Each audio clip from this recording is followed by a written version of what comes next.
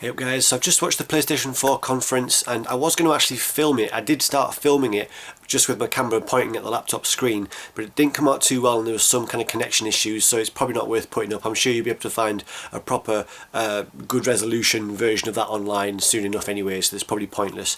So this is just a discussion of the main points that came up. There wasn't any direct addressing of the things that we've all been concerned with though, and I think that was a missed opportunity, although I think that might say something in itself that they didn't address those issues.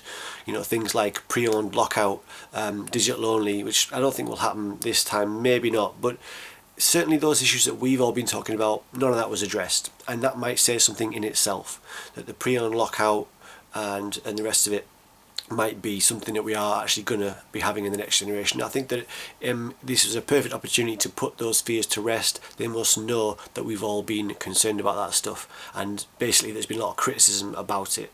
Okay, so I don't think there's been any positive talk on those aspects. They must know that was a great opportunity to address that, and they didn't do that. So maybe that says something in itself, I don't know. But let's talk about what was actually mentioned there. Right, so they talks about bringing the Vita into the living room. It sounds like they want to do more integration with the PS4, so the Vita will be compatible with the PS4 in different ways, new ways, more ways hopefully, because they haven't really used it to its potential yet. But it sounds like they're taking cues off the Wii U. They talked about a two-screen system for gaming on games and that, so it's basically what we've seen with the Wii U and that kind of thing in other areas as well. So it sounds like the Vita is going to be involved with PS4 quite a lot, and they did show some PS4 games actually running on the Vita, so that's quite impressive actually, that the Vita can handle at least a scaled down version of games that are on the PS4. They talked about episodic and free-to-play content, obviously something that's been available on PC for quite a while, but something that PS4 seems to be having will be episodic play and free-to-play content. Now we had Mark Cerny who came on, and behind Mark Cerny there was pictures of previous storage devices, and I thought he was going to address the storage device issue then, but he didn't. He just had a massive picture and he had a cartridge and he had CD and he had DVD behind him on this big image, and there wasn't anything showing the progression. There was no talk about what the PS4 was going to be using, so again that left it up in the air. But most of the talk to do with the way the games would be delivered sounded like it was digital, format. It's talking about cloud gaming, it's talking about instant gaming, it's talking about a function whereby you'll be able to basically pause your game and restart from where you left off from turning the machine on. So so actually turning from an off position, you can turn the PS4 on and go straight into the game that you were playing. Like that. So that's, to me, sounds like at least an installed game would need to be to do that. Certainly probably wouldn't be doable with a disc on a disc format, so that's at least installed, if not digital only, but again that's just speculation. Then we get some system stats, and they're quite vague. I don't really know if this means much to anybody who having it's got an x86 CPU. It's got a PC enhanced GPU. It's got 8 gigabits of RAM and a hard drive. Obviously that's very vague. I'm sure those stats are already known. Then we saw the controller. The DualShock 4 seems to have the most radical actual structural design of the whole PlayStation era, or at least since it's kind of more similar to the very first PlayStation 1 controller in the shape of it, but it's a little bit slimmer. And it's also got, it looks quite cool actually, it does really pretty sweet, but it's got a touchpad in the center area. So I don't know, I think touchpads, it'd be interesting to see how they use it. It's another input method, you can't really complain about being given more choice, I guess. So yeah, I mean, I think it's a bit unnecessary, but then again, it's more choice, it's more capability, so you can't really complain about it. So we've got a touchpad on the new DualShock. You've also got a share button, which is quite interesting. Now this is expanding on stuff that we've already seen in this generation. Halo 4, maybe even Halo Reach had functions where you could share video that you'd taken on the Xbox Live network, this kind of thing. The share function seems to be something that's going to be integrated across all games on the PS4, and it seems pretty cool actually.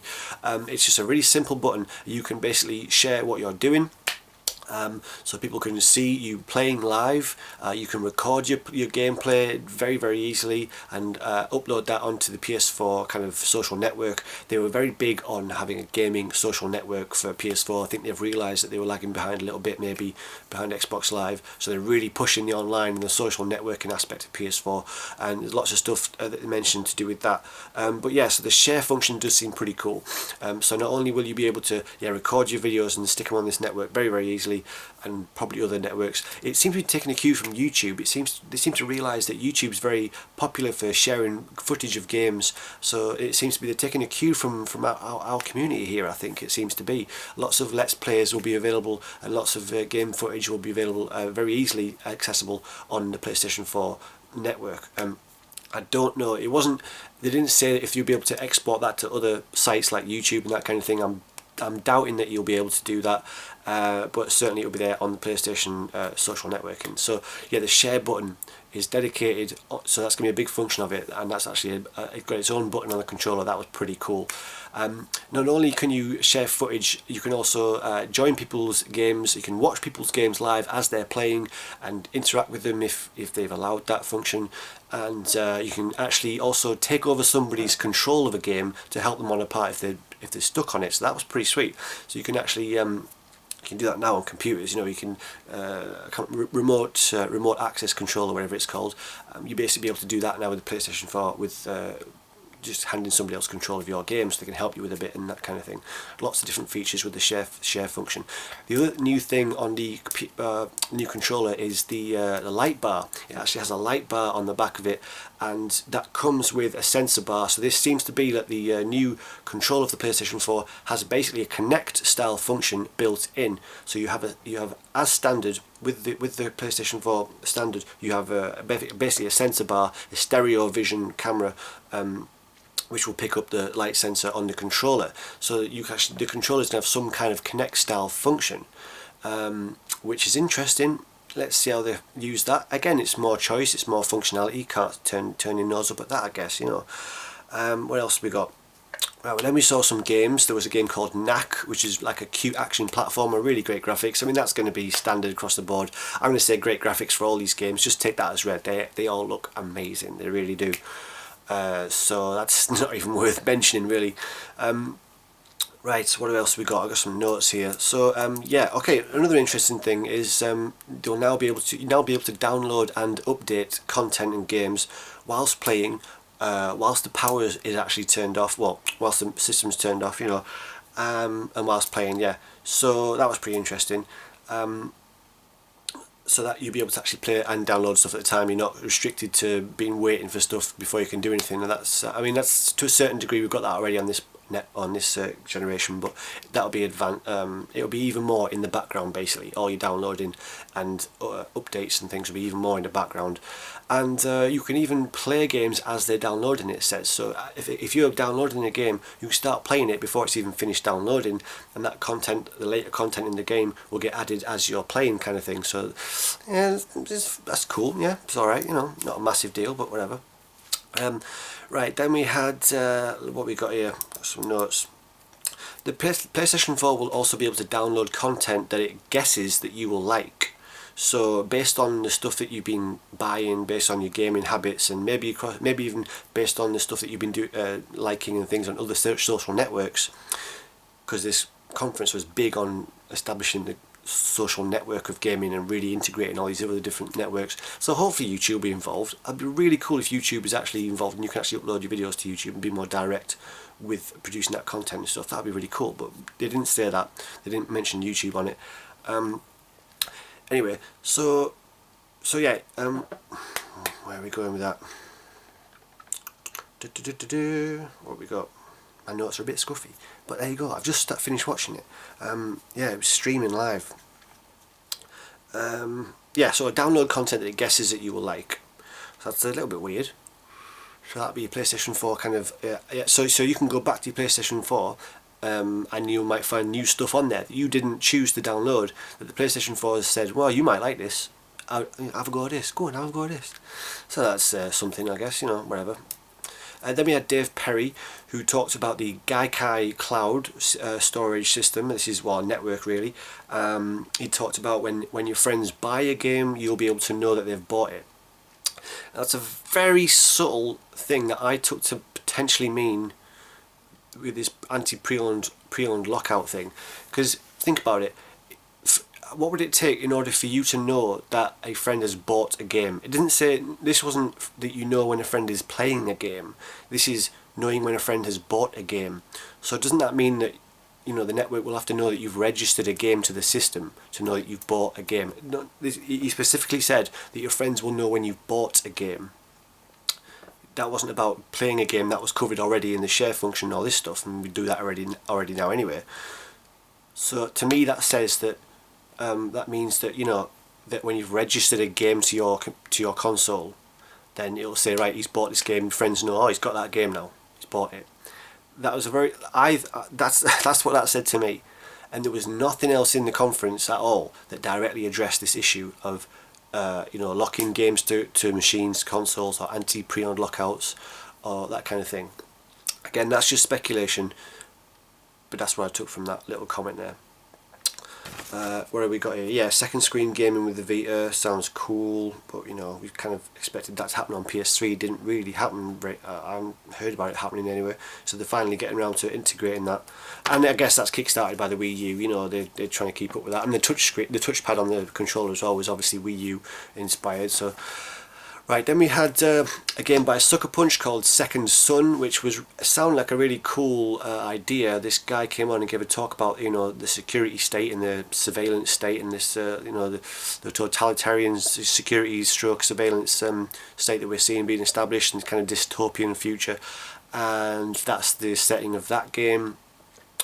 It looked pretty cool. It basically involved superheroes that had loads of powers that could then circumvent all of these crazy restrictions that we're having on our freedoms, that kind of thing. Pretty cool looking game. Now then, backwards compatibility. This was an interesting section of the thing. He said that the PS3 games will not be natively backwards compatible on PS4. So does that mean we're getting a change in storage device, or does it mean that we're having digital only? It certainly means PS3 games will not be natively playable on PS4. That means you won't be able to put your PS3 discs in the PS4 and play them. So that's out the window.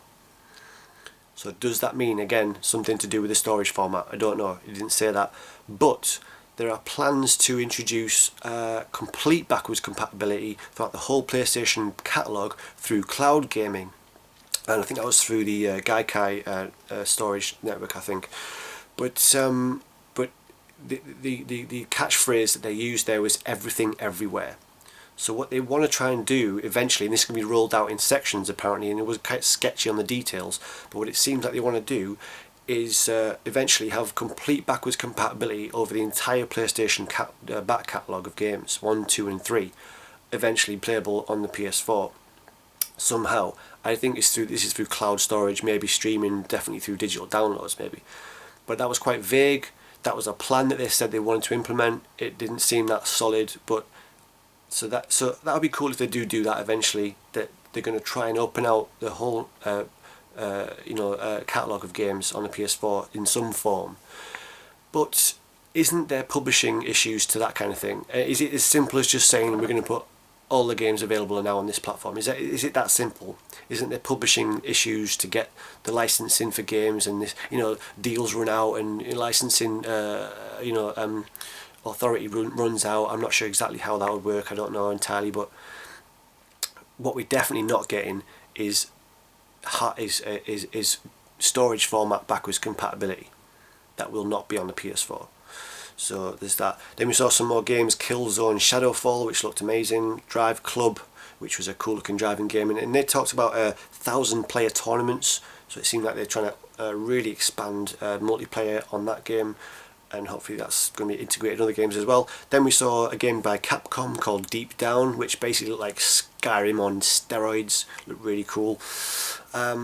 They talked about independent publishing. They said that the independent publishers will be able to self-publish on the PS4. So I think that might already be happening now. I don't know on Xbox Live and on the PS Network, but going to see that again. So I really have enjoyed quite a lot of indie games on Xbox Live lately, so it's cool to see that continuing. Then we had Braid creator Jonathan Blow, who showed their new game The Witness, and that like a cool game. That's a puzzle game, really pretty. Again, they're all really pretty. Yeah. Then we saw something with the Move controller, and it was like 3D sculpting. He was talking about ways to make 3D objects, and this looked fun. It looked really analog and cool, but I don't know. I don't think that was an actual real demonstration. Maybe it was, but if you're trying to sculpt something like with the 3D with the Move controller, unless you actually have the thing there, how are you supposed to keep an idea of where it is? I mean, you look on the screen and your thing's showing up, and you're trying to sculpt something with the Move controller, but your only feedback is what's on the screen. I'm not sure exactly if that'll be, you know, possible to really keep. I don't know, but it looked fun. Let's see what happens with that. Right, this was big news to me. I don't know if this is already known, but Bungie is going to be on PS4, and you're basically getting the next Halo game on PS4. That's basically what it is. It's not called Halo, it's called Destiny. So Bungie's new series, new franchise is called Destiny, but it basically is Halo. It had very similar graphical style, very similar musical style. It's a first-person shooter. It's set in some kind of future space world thing. It's basically the next Halo. It's Bungie that's making it. It's a first-person shooter. It looks the same, sounds the same. It's the next fucking Halo, right? And it's on PS4. I don't think it's exclusive to PS4, although it did say that they'll have exclusive content on PS4. So I don't. Yeah, it definitely doesn't seem that it's an exclusive to PS4, but they are going to get the next Halo, effectively the next Halo on PS4, which is called Destiny, and it looked really nice. Yeah. I think that's actually going to be PS3 as well. I'm not sure. I kind of zoned out towards the end of it, but I think he said that game is going to be on PS3 as well and PS4, and that's going to get a release at the same time on both formats. I'm sure that's what he said. And he said exclusive content on PS4. So that says to me that it's not going to be a system exclusive. But yeah. Okay, that's it. That's my roundup of the PlayStation 4 conference. Hope you liked it, guys. And if I can find a recording or footage of that conference, if you haven't seen it, I'll put it in the low bar. And see you next vid. Bye bye.